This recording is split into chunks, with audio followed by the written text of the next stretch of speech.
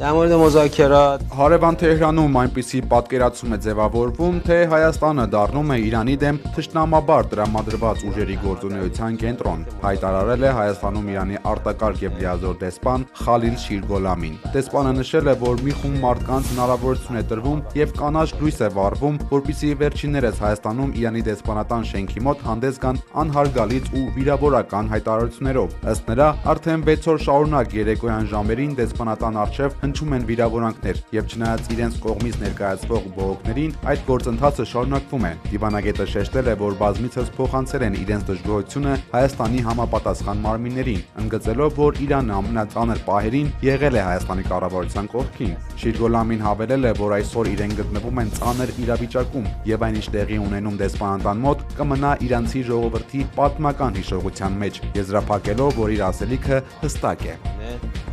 نمیتونه ادعای حمایت از مردم ایران داشته باشه.